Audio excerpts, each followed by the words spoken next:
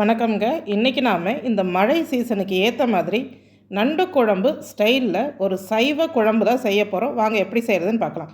Hello viewers, welcome to காப்பியாஸ் village kitchen. இப்போ ஒரு வானொலி சூடு பண்ணிக்கோங்க. இதில் ஒரு 2 டேபிள் ஸ்பூன் எண்ணெய் சேர்த்துக்கலாம். நல்லெண்ணெயே முழுவதுமாக நீங்கள் சேர்த்துக்கிட்டிங்கனாலும் நல்லது தான்.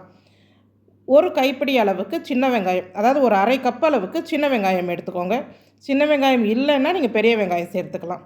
சின்ன வெங்காயம் சேர்த்து செய்யும் போது தான் இதோடைய சுவையும் ரொம்பவே நல்லா இருக்கும்.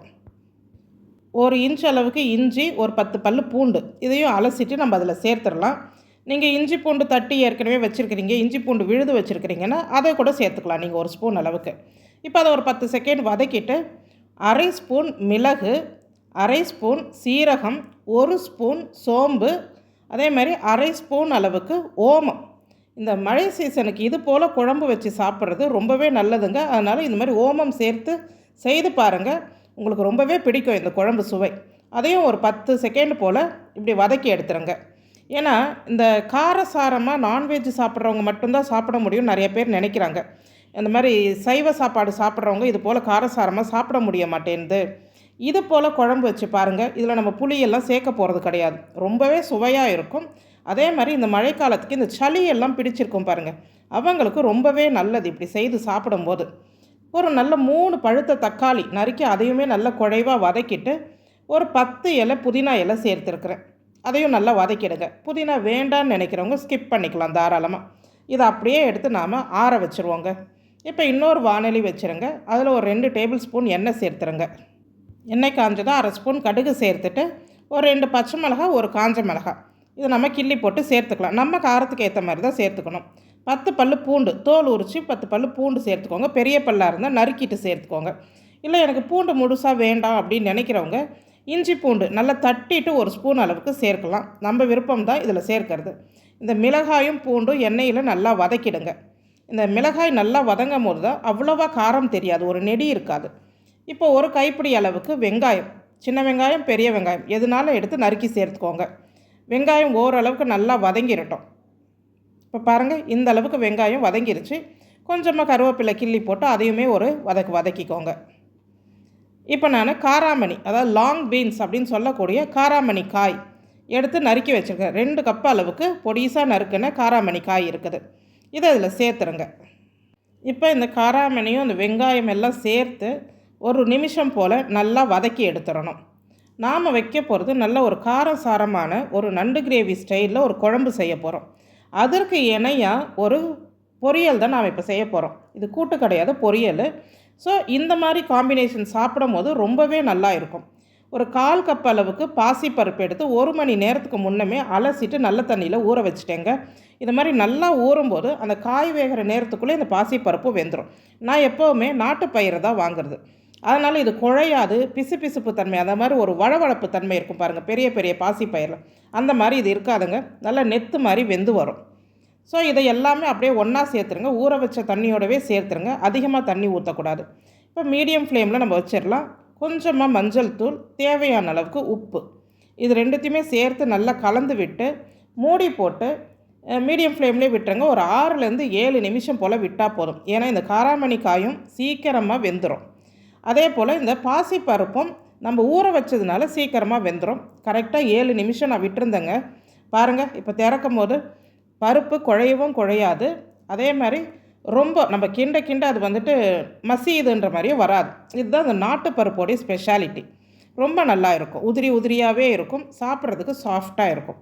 இப்போ காயும் பருப்பும் எல்லாம் வந்துருச்சு. இதில் நீங்கள் தேங்காய் துருவல் விருப்பப்பட்டீங்கன்னா தேங்காய் துருவல் சேர்க்கலாம். நான் இதில் தேங்காய் சேர்க்க போகிறது கிடையாது. அவ்வளோதாங்க, நம்மளுடைய காராமணி பாசிப்பருப்பு பொரியல் ரெடி ஆயிடுச்சு. சைட் டிஷ் முடிஞ்சிருச்சு. இப்போ நாம் வதக்கி வச்சுருந்தோம் இல்லையா, இதை நான் இடிச்சுக்கிட்டு குழம்பு வைக்க போகிறேன். இந்த மாதிரி இடித்து தான் இன்றைக்கி சேர்க்க போகிறோம்.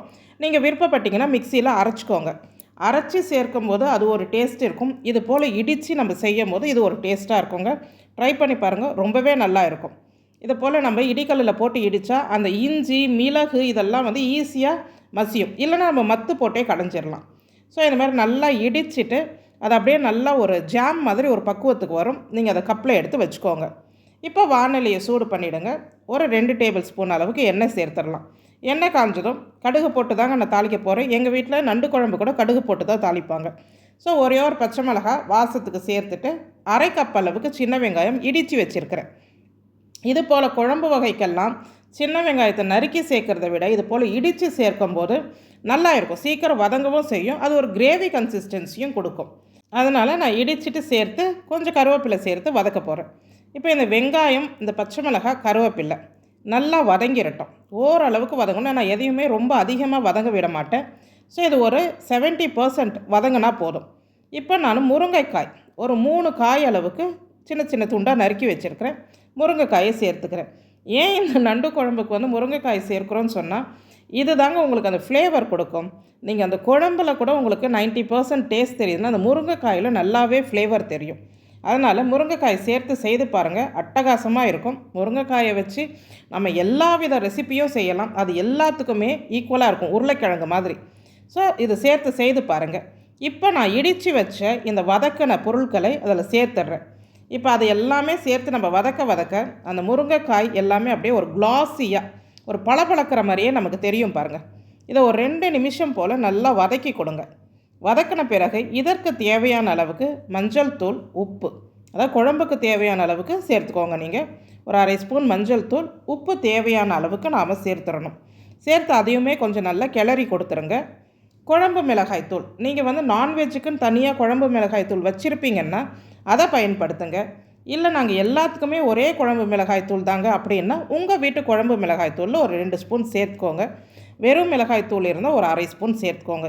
இது குழம்பு மிளகாய் தூளில் காரம் ரொம்ப குறைவாக இருக்கும். அதனால் கொஞ்சம் நான் வெறும் மிளகாய் தூள் சேர்த்துக்கிறேன். சேர்த்து நல்லா கிளறி விட்டுடுங்க. இதை ஒரு 30 செகண்ட் நம்ம அப்படி கிளறினா போதும். இது அடிப்பிடிக்காது, எதுவுமே ஆகாதுங்க. ஏன்னா எல்லாமே எண்ணெய் தன்மையில் இருக்குது, அதனால் எதுவும் ஆகாது. நல்லா கிளறி விட்டு ஒரு 2லேருந்து 3 கப் அளவுக்கு தண்ணீர் சேர்த்துருங்க. ஏன்னா இந்த முருங்கைக்காய் வெந்து வரணும். மேலும் நம்ம இடித்து சேர்க்கறதுனால அந்த திக்னஸ் வந்து கண்டிப்பாக இருக்கும்.